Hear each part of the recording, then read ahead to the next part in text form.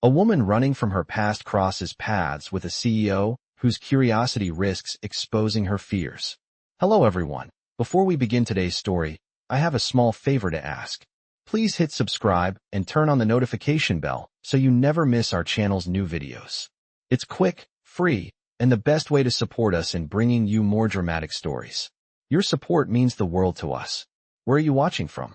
Drop your city or country in the comments below. Thank you very much. Now, let's return to our main character.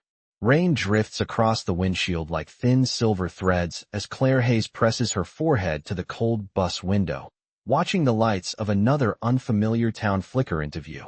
Havenbrook, a small place on the map, quiet enough to disappear into, quiet enough for no one to ask questions.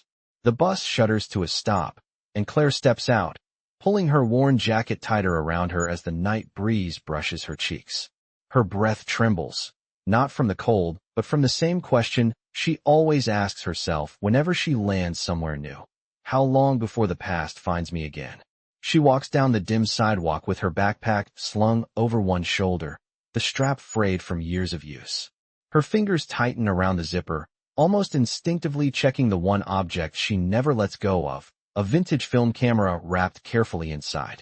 It is the last piece of the life she once had, the version of herself she is still terrified to remember.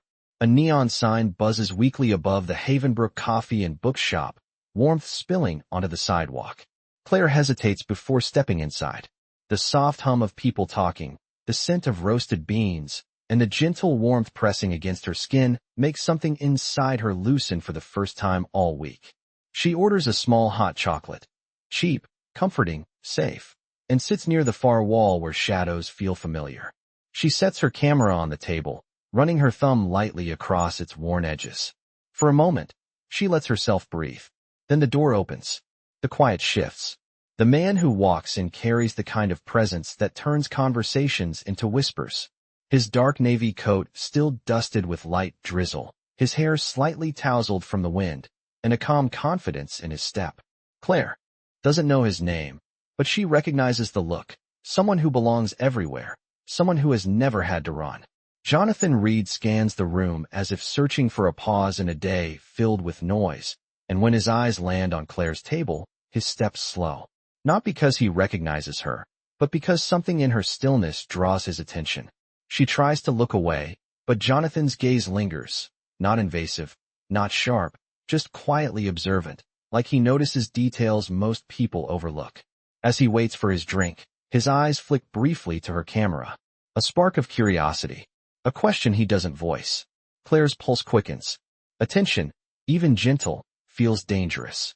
She lowers her head and pretends to scroll her phone, hoping he loses interest, hoping he never becomes another reason to leave town. But Jonathan Reed keeps glancing back. Not because he suspects anything, but because something about the girl sitting alone with a vintage camera in a quiet coffee shop feels like the beginning of a story he isn't sure he's allowed to read yet. Claire keeps her eyes down, hoping the man at the counter will pick up his drink and walk back out into the rainy night. Instead, Jonathan Reed lingers, stirring his coffee even though he has not added anything to it. He glances her way once more, thoughtful, like her presence has paused something in him he did not realize needed slowing. Claire feels the weight of his attention, a soft pressure that makes her chest tighten. She gathers her camera and slips it back into her backpack, trying to appear casual, though her fingers are slightly trembling. Leaving quietly is always the safest route. She stands to go, but the strap of her bag catches the corner of her chair and the backpack slips from her shoulder. The sound is soft, but the camera inside makes a muted clink. Before she can reach for it, Jonathan steps forward. "I think you dropped this," he says gently, steadying the bag with one hand. His voice is warm, the kind that makes people turn their heads in trust. Claire nods quickly, avoiding his eyes. "Thank you. I am fine." He steps back, but something in his expression shifts, like he has caught a flicker of fear she did not mean to show. He does not ask about it. He simply gives a small nod that feels strangely respectful. Claire heads toward the door, letting the cool night air meet her as she steps outside. The sky has cleared slightly, leaving the pavement glistening under the streetlights. She walks faster than she needs to, as if distance alone could quiet the flutter in her chest. Behind her, Jonathan watches through the cafe window. He does not know her name. He does not know why someone with such quiet eyes would look like she is carrying a weight twice her size. But something in her reminds him of the feeling he used to get walking into the hospital during the years he visited his brother. A silent ache. A long-held breath. Curiosity moves in him like a small tug. Not the kind that wants to intrude, but the kind that wants to understand. Claire reaches the small motel at the edge of Havenbrook, the kind with flickering hallway lights and doors that stick when pushed. Safe, for now. She checks her phone. No new messages. No calls. Relief settles in her shoulders, but it never stays long. She places her bag on the bed and touches the camera again as if it could ground her. The images inside, the ones she has not developed yet, are the only memories she allows herself to keep. Outside, Jonathan steps into the night and walks toward the parking lot. He has a meeting in the morning, a flight in 2 days, responsibilities stacked like bricks. Yet his mind drifts back to the girl with the old camera and the guarded shoulders. Havenbrook Coffee and Books is not a place he normally visits. He was only there because a call ran late, and he needed a moment of quiet. But sometimes the smallest pause changes the entire rhythm of a day. As he gets into his SUV, he glances once more toward the street she walked down, wondering why he suddenly hopes this town is not the kind of place people simply pass through. Morning light creeps across the thin curtains of Claire's motel room, soft and pale, nudging her awake before she is ready. Sleep never lasts long for her. Her mind always drifts back to the same looping worry, the same quiet fear that someone, somewhere, is trying to trace her steps. She sits on the edge of the bed and wraps her fingers around her warm cup of instant coffee, letting the steam rise against her face. For a moment, the world feels still. Then her eyes land on her camera resting on the nightstand. The sight of it softens her shoulders just a little. It is the one thing she trusts to hold her truth without judgment. After a small breakfast from the vending machine downstairs, she slings her backpack over her shoulder and walks toward the center of Havenbrook. The town is calmer during the day, its slow rhythm blending with the faint scent of pine drifting in from the woods beyond the road. She likes that. Slower places make it easier to breathe. She stops by the local library, a modest brick building with tall windows and a bell that jingles softly when the door opens. It is peaceful inside, filled with the quiet shuffle of pages and the soft squeak of cart wheels as a librarian sorts books. She chooses a corner desk near the window and takes out her laptop to edit photos. The world falls away when she works. The subtle play of light on a stranger's face, the reflection in a puddle after rain, the tiny story behind each still moment. Photography is the one place she feels steady. She is so focused, she does not notice someone hovering a respectful distance away until a gentle voice breaks the silence. You take film photography. The words are not a question. Claire looks up, startled, and finds Jonathan Reed standing there, holding a travel mug. He looks different in daylight, less like a figure of presence and more like a man trying to understand the world around him. She straightens instinctively. I did not mean to interrupt, he adds quickly. I just noticed your camera last night. She nods, unsure how much to say. It is something I learned a long time ago. It suits you, he replies softly, his eyes drifting to the photos on her screen. You capture things most people overlook. Claire's breath catches. Compliments feel unfamiliar, like wearing a coat that does not quite fit. She turns slightly, shielding her screen. I just take pictures. Nothing special. Jonathan smiles, a small expression but warm enough to reach his eyes. I do not think that is true. She hesitates, unsure what to do with the sincerity in his tone. He gestures toward an empty chair. May I sit for a moment? Her first instinct is to say no. Distance keeps her safe. But something about the calm morning light, the quiet of the library, and the gentleness in his voice makes her pause. After a moment, she nods. Jonathan sits, careful not to crowd her space, and sets his mug on the table. I am heading to a meeting across town, he says, but I wanted to thank you. Claire blinks. Thank me? For what? For reminding me that quiet things can be meaningful. I forget that sometimes. His words are simple, but something in them feels honest, almost vulnerable. Claire looks away, her fingers brushing the edge of her camera. She is not used to being seen, especially not like this. Jonathan stands to leave, offering her a gentle nod before stepping toward the exit. But halfway to the door, he glances back, like he is checking to make sure she is still there. And for the first time in a long while, Claire wonders what it might feel like to stop running long enough to let someone know her name. The afternoon drifts in with a soft haze as Claire makes her way back toward the center of Havenbrook, her camera tucked safely against her side. She tells herself she is only out to take pictures of the pier while the light is still good, nothing more. But the truth, quiet as it is, follows her with every step. Part of her wonders if she will cross paths with Jonathan again. The sun hangs low above the water, turning the surface into ripples of gold. Claire lifts her camera, framing the wooden posts, the seagulls circling overhead, the reflection of an older couple holding hands. Every click of the shutter calms her.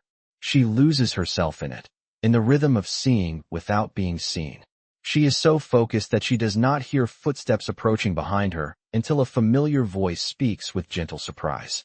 You find beauty in the quietest places. Claire's heart jumps, but she lowers her camera slowly.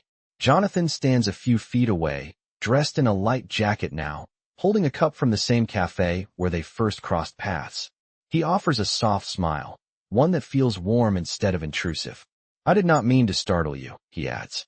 I had a meeting nearby, and thought a break by the pier might help clear my head. Claire nods, uncertain if fate is tugging their lives together, or if she is simply noticing him more than she should. This place has good light, she says softly, lifting her camera slightly as explanation. It makes everything feel more possible.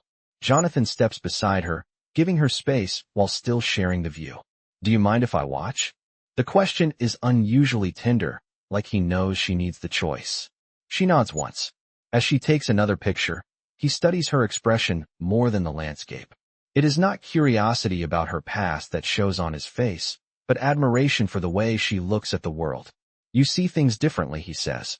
It is unusual. Claire keeps her eyes on the horizon. Different is not always good. Sometimes it is exactly what someone needs, he replies. Something gentle shifts in the air, the kind of softness that grows only when two people allow silence to speak for them. Claire lowers her camera and finally looks at him.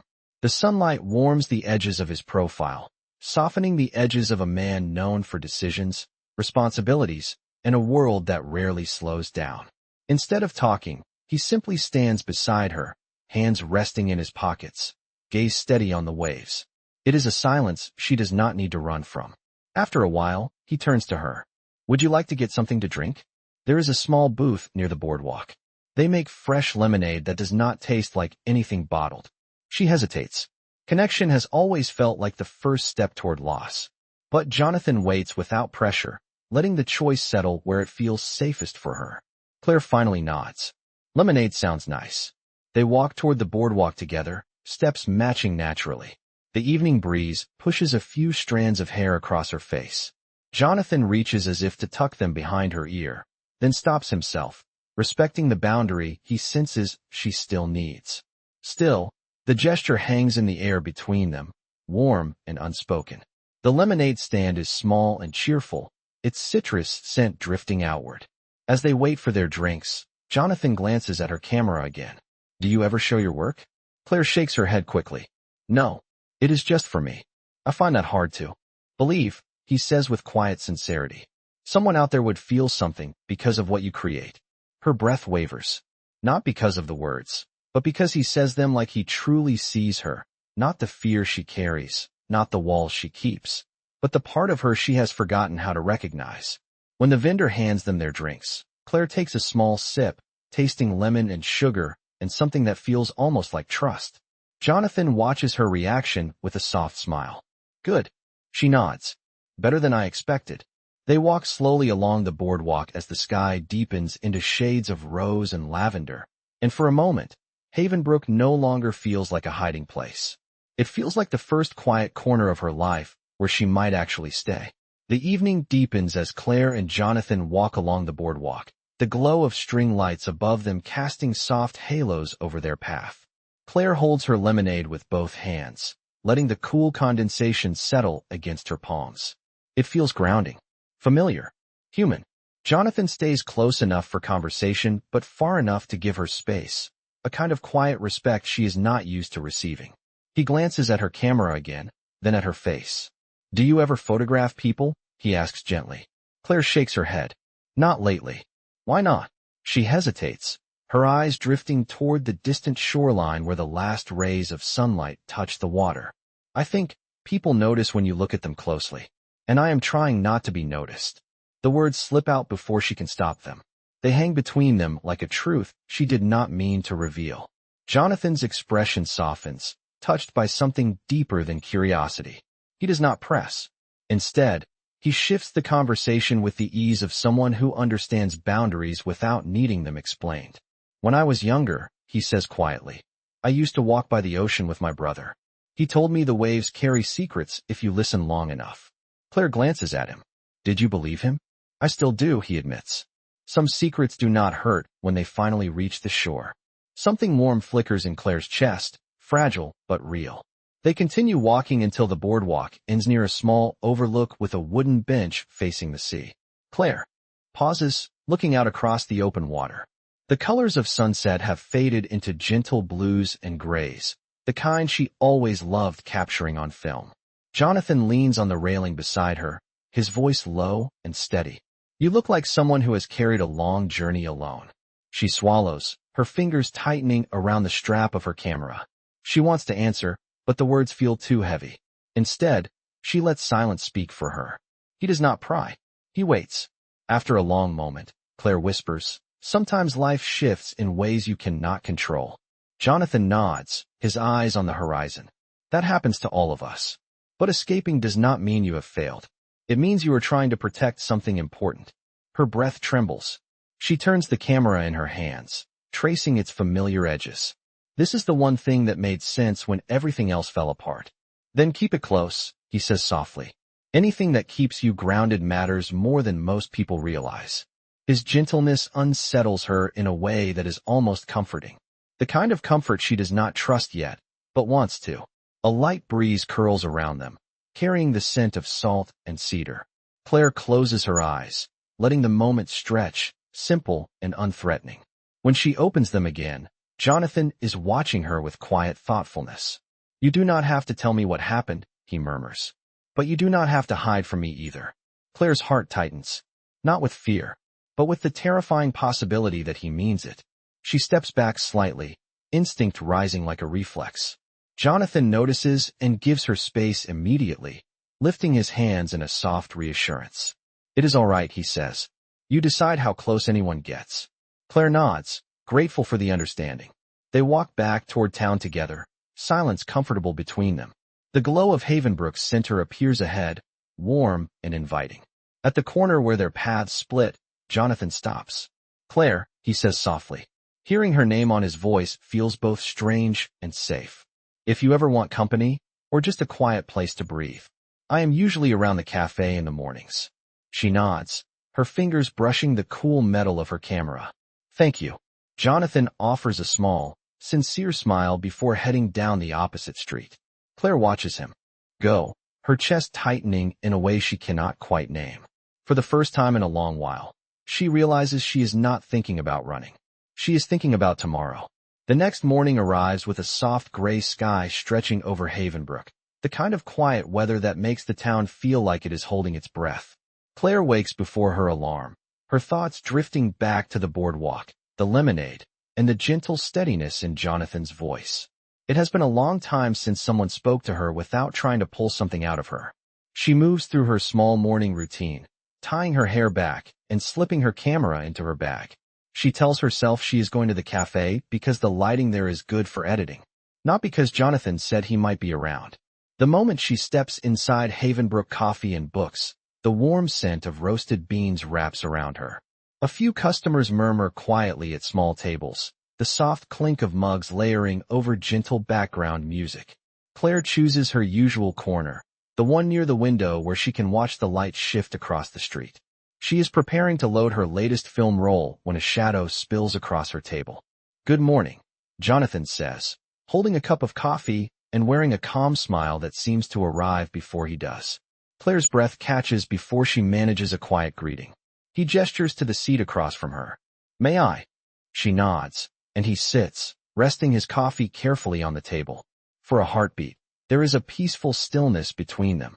Claire glances at his neatly pressed shirt and wonders how someone with such a polished life can make space for the quiet edges of hers. "You are here earlier than yesterday," Jonathan says lightly. Claire shrugs. "I had work to finish." "Your photography?" She nods again. His curiosity feels warm, not demanding. He leans forward slightly. "Would you show me one?" "Only if you feel comfortable." Claire hesitates. Showing her work is like opening a window into the parts of herself she has spent years protecting. But something in his tone softens her guard. She scrolls through her laptop and chooses a photograph of the pier from the night before. The soft glow of sunset washes over the wooden posts, the light scattered, like quiet secrets across the water. Jonathan studies it with genuine awe. "Claire, this is beautiful. You have a way of capturing emotion without showing a face." A flicker of warmth rises in her. "It is easier that way," she murmurs. "Faces tell too much." He does not argue. He simply nods, absorbing the truth in her words. "Sometimes telling too much is not the same as telling the wrong thing," he says softly. Before she can respond, the bell above the door chimes. A breeze sweeps in, carrying a few fallen leaves with it. Claire stiffens as two strangers step inside. They do not look at her, but her pulse jumps anyway. Old instincts rise like shadows. Jonathan notices the shift immediately. His voice drops, gentle and steady. "Are you all right?" Claire tries to steady her breathing, forcing a small nod. "I am fine. Just nerves." He watches her carefully, not with suspicion, but with concern shaped by empathy. "If you ever want to talk," he says quietly, "I am here, and I will not push. I want you to feel safe." The word safe rests in her mind like a fragile promise. She turns her eyes to the window, letting the morning light wash over her. When she finally speaks, her voice is barely above a whisper. "It has been a long time since I felt that way." Jonathan holds her gaze with quiet understanding. "Then maybe this town will change that." Claire does not answer, but for the first time in months, the idea does not feel impossible. Jonathan checks his watch reluctantly. "I have a meeting at the community center, but I will be back later." He stands, offering her a gentle nod before heading toward the door. Claire watches him leave, her heart steadying in slow, unfamiliar beats. She focuses on her camera again, lifting it to capture the soft morning light spilling across her table. And for a brief moment, she lets herself imagine a life where she could stop running. The rest of the morning moves gently, but Claire cannot shake the echo of Jonathan's voice or the steady warmth in his eyes when he said the word safe. She tries to distract herself by focusing on her photographs, adjusting color tones and sharpening details, but every few minutes her gaze drifts toward the door as if expecting him to walk back through it. By noon she decides to take a walk, hoping the fresh air will help settle her thoughts. Havenbrook streets are calm, lined with small shops and flower boxes that spill with autumn colors. She passes a bakery where the scent of cinnamon drifts out from the open window. Children laugh somewhere in the distance, their voices light and unburdened. It all feels so different from the places she used to hide. At the edge of town, she finds a small community garden, its wooden fence partly open. Claire steps inside, drawn to the mix of wildflowers, rosemary bushes, and neatly planted vegetables. She lifts her camera and begins to take photos of the leaves touched by morning dew. Capturing small details is the one thing that always anchors her. As she moves between the rows, she hears footsteps approaching on the gravel. She pauses, gripping her camera strap just a little too tightly. But when she turns, it is Jonathan walking toward her, carrying a folder tucked under his arm and wearing an expression that softens the moment their eyes meet. "I thought I might find you here," he says. Claire tries to steady her breath. "How did you know?" "You mentioned you like quiet places," he replies. "And this is one of the quietest spots in town." He stops beside her, keeping a comfortable distance. "My meeting ended early. I hoped you would not mind if I joined you for a moment." Claire shakes her head. "I do not mind." For a little while, they walk through the garden together. Jonathan slows his pace to match hers, occasionally pointing out a rare plant or a patch where the sunlight filters through the leaves in a way he thinks she might like to photograph. She listens quietly, surprised by how easy it is to be near him. "You seem a little tense today," Jonathan says gently. "Is it something that happened this morning?" Claire considers how much to share. The fear that rose when those strangers entered the cafe. The instinct to run. The constant weight of a past she never speaks about. She looks down at her hands. Sometimes my mind remembers things even when nothing is wrong. It takes time for my body to catch up. Jonathan nods slowly, his expression filled with understanding rather than concern. That makes sense. Healing is not a straight path. His voice carries no pressure, only empathy. The kind that lets her breathe a little easier. They reach a small wooden bench tucked beneath a willow tree. Jonathan gestures toward it. Would you like to sit? Claire hesitates, then nods. She settles onto the bench, her camera beside her. Jonathan sits at the far end, giving her the space she needs. A soft breeze rustles the willow branches, sending dappled light across the ground. After a moment, Jonathan speaks again, his tone quiet and honest. Claire, I hope you know that you do not have to hide the parts of yourself that feel heavy. Not with me. Her heart tightens. She wants to believe him. She wants to trust the kindness he offers so freely. But trust is a door she has kept closed for a long time. She lifts her eyes to his, and for the first time, she lets him see a small piece of her truth. I am afraid of letting anyone close, she whispers. Every time I have, I ended up hurt. Jonathan's gaze softens further, almost like a promise. Then let us go slowly, he says. At your pace. No expectations. No pressure. His words settle over her like a gentle warmth. For the first time in years, Claire does not feel the urge to run. She feels the quiet possibility of staying. The sun dips lower behind the trees as Claire and Jonathan sit beneath the willow, the garden wrapped in a soft golden hush. Claire traces her thumb along the edge of her camera, grounding herself in the familiar texture as she gathers the courage to breathe through the vulnerability she has just shared. Jonathan waits beside her, still and patient, as if he understands that silence is sometimes the only bridge a person can cross. After a moment, Claire rises from the bench, feeling the need to walk, to let her thoughts settle into motion. Jonathan falls into step beside her, careful to keep his pace gentle, his presence steady but never overwhelming. They leave the garden and follow the narrow path that leads toward the small lake behind the community center, its surface shimmering with ripples of fading daylight. Claire pauses near the water's edge and lifts her camera, framing the soft reflection of the sky. She snaps a photo, then another, and with each click, her breath steadies. You look peaceful. When you photograph, Jonathan says quietly, like everything inside you lines up for a moment. She lowers the camera, surprised by how accurately he sees her. It is the only time I do, she admits. Jonathan gazes out across the lake. Everyone needs something that steadies them. For me, it used to be long drives with no destination. For my brother, it was sketching. For you, it is this. Claire swallows, touched by the way he speaks about his brother. With love, not the grief she expected. Did you two spend a lot of time together? As much as life allowed, Jonathan replies softly. He taught me how to slow down, to notice things. His eyes drift toward her camera again. He would have liked your work. The compliment lands deeper than he knows.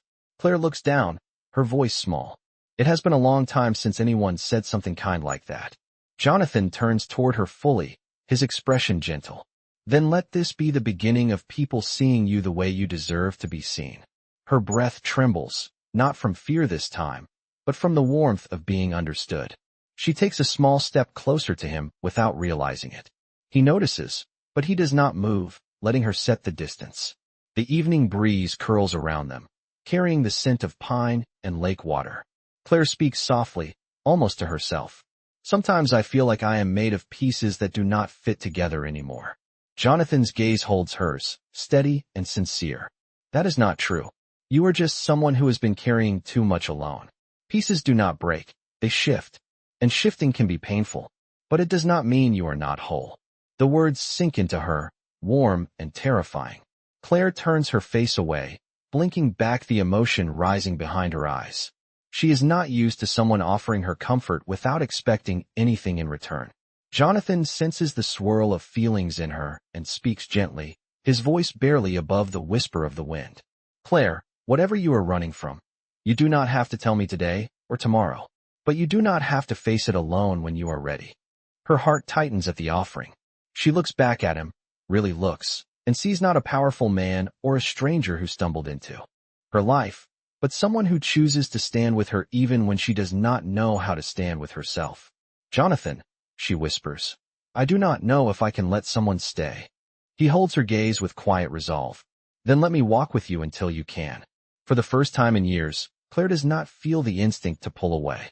She lets the moment settle around them, warm and fragile, like the first hint of a sunrise she thought she would never see again.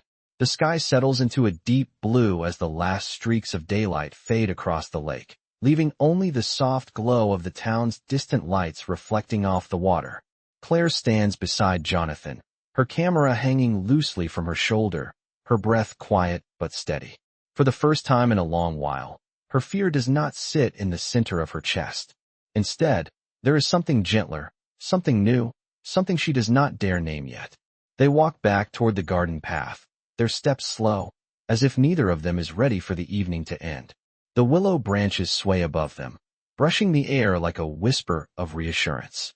Claire stops at the edge of the path and looks around, trying to memorize the peace that wraps itself around this small place. She lifts her camera and takes a photo of the willow draped over the bench. Jonathan smiles softly, capturing this moment. She shakes her head lightly, capturing the feeling. He watches her carefully, recognizing the shift in her voice. She is not hiding behind small, measured answers anymore. She is letting truth slip through the cracks. Claire, he says gently, you do not have to say anything you are not ready to say. But if there is something on your mind, I am here. She looks down at her hands. The cool metal of her camera presses against her palm, grounding her. Her heart beats steadily, not with fear, but with the weight of honesty waiting to be spoken. There is something I want to tell you, she whispers. Jonathan straightens, not with tension, but with quiet presence. I am listening. Claire takes a slow breath, the kind that clears space inside her. I have been running for a long time, from memories, from places, from people who did not feel safe. And every time I start to settle somewhere, I feel like a shadow is going to catch up to me. She pauses, her voice trembling softly. I was afraid to let anyone close because I thought they would only see the broken parts of me. She lifts her eyes to his, letting him see the truth she has kept buried. But when I am with you, I feel like the broken parts are not the whole story.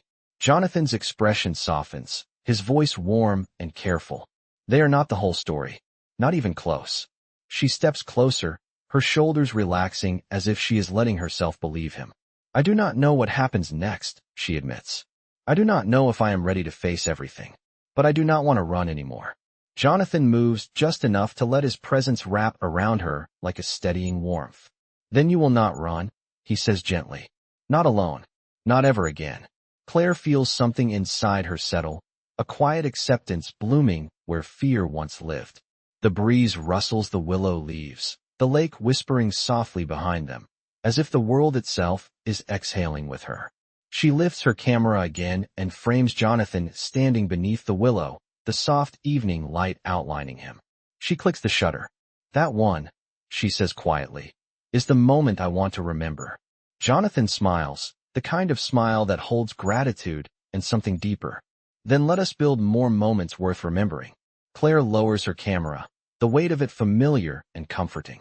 She steps forward, letting the distance between them close, not with urgency, but with quiet intention. For the first time in years, she is not defined by fear or shadows or the past she carries. She is defined by choice, by presence, by the gentle possibility of beginning again. And in the soft stillness of Havenbrook, with Jonathan by her side and the camera that has held her truth resting against her heart, Claire finally feels what she thought she had lost forever, the right to stay.